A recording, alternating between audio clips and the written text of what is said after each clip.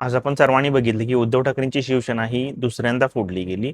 काही जणांना त्यामुळे दुःख झालेलं असू शकतंय, काही जणांना आनंद झालेला असू शकतोय. बऱ्याच जणांची सहानुभूती जी आहे ती उद्धव ठाकरेंच्या बरोबर असू शकते. पण मूळ धोका जो आहे तो उद्धव ठाकरेंची शिवसेना फुटणं याच्यामध्ये नाहीये, तर खरा धोका जो आहे तो पुढं आहे. आपण बघितलं तर गेल्या काही दिवसांपूर्वी पश्चिम बंगालमध्ये सुद्धा तृणमूल काँग्रेसचा विजय झाला नाही आणि त्यानंतर तृणमूल काँग्रेसला सुद्धा फोडण्यात आलं. एक वेगळा गट जो आहे तो भाजपमध्ये सामील न होता दुसऱ्या एका गटामध्ये सामील झाला आणि त्या गटाचा भाजपला पाठिंबा आहे.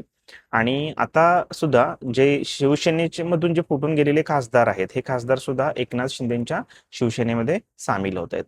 मग खरा धोका कोणता आहे? खरा धोका हा आहे की आपल्याला माहिती आहे डिलिमिटेशन बिल जे होतं ते गेल्या वेळी पास झालं नव्हतं आणि संसदेमध्ये हे बिल पास न झाल्यामुळं कुठंतरी 2/3 बहुमत जे आहे या बहुमताची जुळवाजुळव सत्ताधारी पक्षाला करणं गरजेचं होतं. संसदेमध्ये बहुमताची जुळवाजुळव करायची म्हणून विरोधी पक्षांना फोडणं किंवा इतर पक्षांचे खासदार पळवणं ही गोष्ट एवढ्यापुरतीच मर्यादित नाहीये. तर ही जी गोष्ट आहे ती म्हणजे आपल्या विरोधामध्ये असलेला प्रत्येक आवाज दाबणं, त्या प्रत्येक आवाजाला कमकुवत करणं किंवा त्याला संपवणं या प्रकारची आहे. आणि हे फक्त विरोधी पक्षांपुरतंच मर्यादित नाही. ज्यावेळी जनतेचा आवाज जो आहे तो सुद्धा विरोधामध्ये येईल, त्यावेळी जनतेच्या आवाजाला सुद्धा दाबलं जाईल, त्या आवाजाला सुद्धा संपवलं जाईल.